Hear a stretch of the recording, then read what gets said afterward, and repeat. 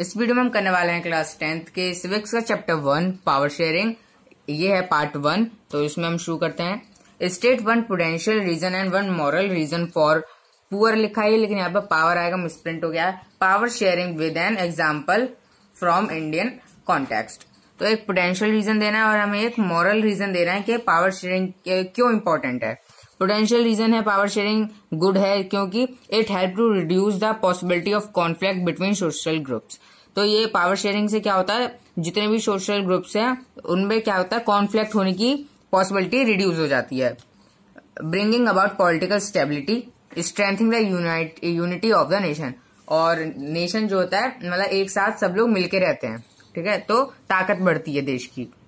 Moral reason ये है कि moral reason for power sharing is good for democracy because it is the very spirit of democracy that mean the basic principle of democracy ensure power sharing.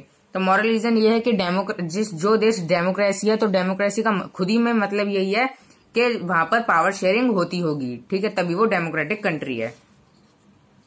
Question number 2 है both Belgium and Sri Lanka are democracies but they follow different system of power sharing justify. तो यहाँ पर दिया गया है कि Belgium और श्रीलंका जो है दोनों डेमोक्रेटिक कंट्री हैं, लेकिन वहां पर अलग अलग तरीके से पावर को शेयर करा जाता है। टाइप्स आंसर है types of government. Sri Lanka constitutes to be for all. Answer है types of government. Sri Lanka continues to be for all practical purpose a unitary system where the national government has all the power. Tamil leaders want federal system of government. Belgium shifted from unitary to a federal form of government.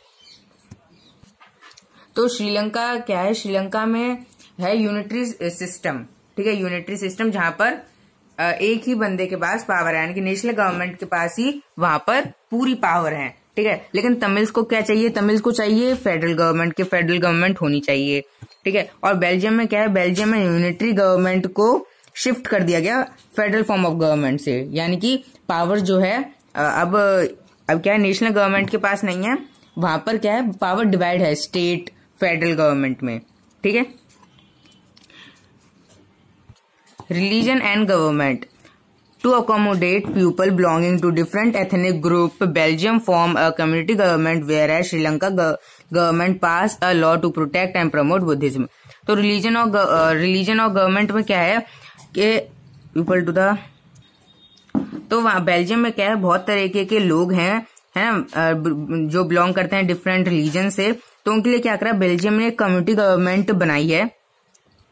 तो community government के पास क्या power होती है कि वो cultural, educational और language के related issue वो करती है, सॉल्व करती है, ठीक है। और उसी तरफ श्रीलंका ने क्या करा, श्रीलंका ने एक पास कर दिया ऑर्डर जहां पर बुद्धिज्म को प्रमोट करा जा रहा था, क्योंकि बुद्धिज्म यानी कि सिन्हालास जो थे वो मेजोरिटी में थे, ठीक है, और वो बुद्धिज्म से बिलोंग करते थे। तो उन्होंने क्या करा, गवर्नमेंट ने, तो जो मेजोरिटी में है तभी अगली बार उनको वोट देगी, तो इसलिए उनके फेयर के लिए वो बनाते थे लॉ। तो यहाँ पर क्या हुआ, यहाँ पर पावर शेयरिंग नहीं हुई श्रीलंका में, और बेल्जियम में क्या हुआ, पावर शेयरिंग करी गई है। Language and government. In 1956 Sri Lanka government opposed an act to recognise Sinhala as the official language. तो 1956 में क्या हुआ था, श्रीलंका ने क्या कर दिया, सिन्हाला को ऑफिशियल लैंग्वेज घोषित कर दिया। Whereas Belgium government try to protect and foster all the language of the people. वहीं उसी तरफ बेल्जियम ने क्या करा, बेल्जियम ने अपनी कोई भी क्या कहते हैं ऑफिशियल लैंग्वेज नहीं बनाई, उन्होंने सबकी लैंग्वेज अपनी अपनी जो यूज करना चाहते हैं वो यूज कर सकता है, ठीक है। वैसे ही इंडिया में भी ऐसे ही है। What are the similarities between Sri Lanka and Belgium ways of power sharing. Sri Lanka और बेल्जियम में क्या क्या सिमिलरिटीज हैं, है ना, वो श्रीलंका और बेल्जियम में कैसे कैसे जो है पावर शेयरिंग करी गई है, उनमें क्या सिमिलरिटीज है, हमें वो बतानी है। तो पहली सिमिलरिटी ये है कि दोनों कंट्री जो है, यानी कि श्रीलंका और बेल्जियम दोनों ही कंट्री क्या है, डेमोक्रेटिक कंट्री हैं, ठीक है, डेमोक्रेटिक कंट्री हैं। और दूसरा पॉइंट है both have various ethnic groups living in the country, और दोनों ही कंट्री में अलग अलग तरह के अलग अलग रिलीजन के लोग रहते हैं। डिफरेंसेस क्या है? In Belgium the leaders have realise that unity of the country is possible only by respecting the feelings and interest of different communities and religion.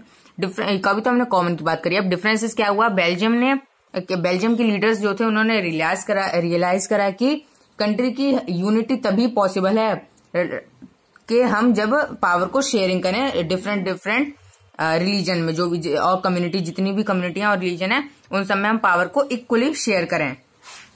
ठीक है, such a realization result in mutually acceptable arrangements for power sharing. तो ये क्या था? Such a realization, इन्होंने Belgium में power को sharing करा, तो उसकी वजह से mutually acceptable arrangements for power sharing, यानी कि परस्पर स्वीकार व्यवस्था थी। Sri Lanka shows us a contrasting example. It shows us that if a majority community wants to force its dominance over other and refuse to share power, it can undermine the unity of the country. Sri Lanka ने एक example show करा लोगों के लिए कि अगर हम power को शेयर ना करें और जो मेजोरिटी में है वो उनके लिए ही सब चीज करें, यानी कि जैसे क्या हो रहा था कि जितने भी जॉब्स रिजर्व थे, यानी कि जितने भी जॉब्स थी उन्हीं जो मेजोरिटी कम्युनिटी थी उनको ही मिल रही थी, जितने भी फायदे थे उनको ही हो रहे थे, लेकिन जो माइनॉरिटी में थे उनको कुछ भी फायदा नहीं हो रहा था उनसे, है ना, उनको सिर्फ नुकसान हो रहा था। तो उसकी वजह से उन्होंने यही दिया, और वहां पर क्या होता है, दंगे वंगे होने लग गए, है ना।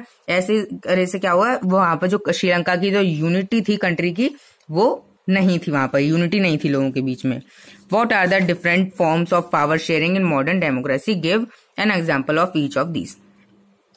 अब what are the different form of power sharing? अब मॉडर्न डेमोक्रेसी में कैसे पावर को शेयर करा जाता है? The different form of power sharing in modern democracy are power is share among different organs of government. Power को कैसे share कराया जाता है? Different organs of the government, जैसे कि लेजिस्लेचर, एग्जीक्यूटिव, जुडिशरी में डिवाइड करा जाता है पावर को।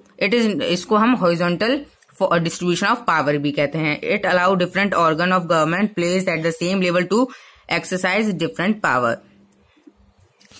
तो ऑर्गन्स ऑफ द गवर्नमेंट यानी कि लेजिस्लेचर, एग्जीक्यूटिव और जुडिशरी को एक ही लेवल पे रखा गया और डिफरेंट पावर को एक्सरसाइज करने दिया गया।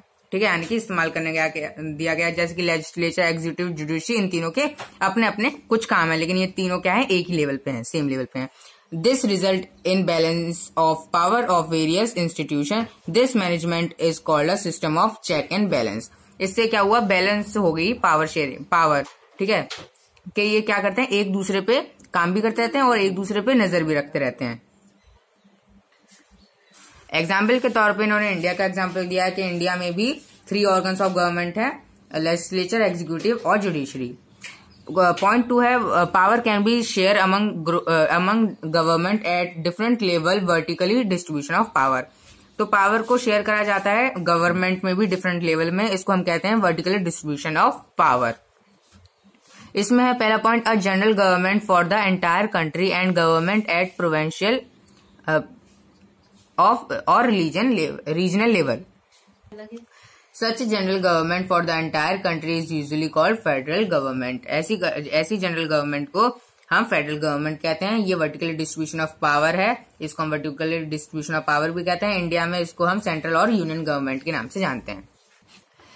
The government of the provincial or regional level are called by different names in different countries.